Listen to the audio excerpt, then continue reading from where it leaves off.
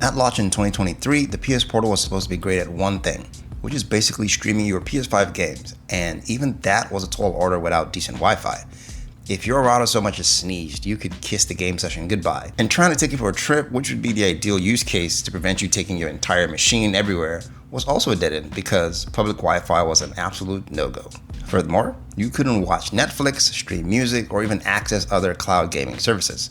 It was just an 8-inch 1080p LCD display. Feels like it was targeted at someone who loves their PS5 but had no access to a TV.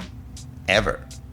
And that awesome DualSense experience was basically wasted. So it seems Sony may have been listening to the woes and cries of PS5 owners and pushed out 2 major updates that changes the positioning of the PS Portal. The first update completely cut the cord with PS Plus, as in cloud streaming. If you're a premium subscriber, you can now stream dozens of PS5 titles directly to your portal over Wi-Fi, without your home console even needing to be turned on, making it a true portable cloud device. They also improved the connectivity nightmare. Updates now allow the portal to connect to a wider range of public Wi-Fi networks, think hotels, cafes, or airports, by letting you use your phone or laptop to handle the complicated sign-in screens. And lastly, they cleaned up the software, adding things like a passcode lock, better 3D audio support, and network status screens to help you troubleshoot.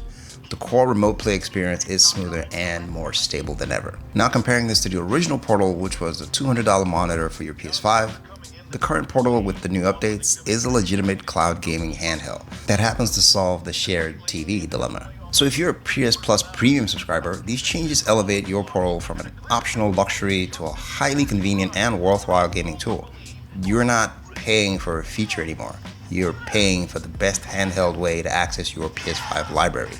Period. But, and I'm going to play devil's advocate here, it still lacks general Bluetooth support for earphones except using versions that have a dongle, or the proprietary versions like the Pulse Explorer from Sony. And also, with RAM prices going through the roof and, basically becoming gold, gaming PCs are becoming a luxury.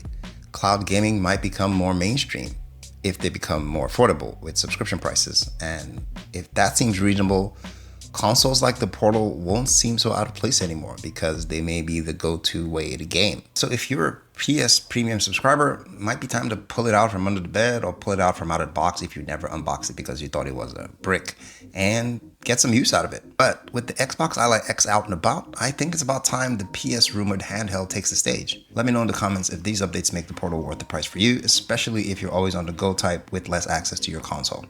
I'll see you guys in the next one. Take care.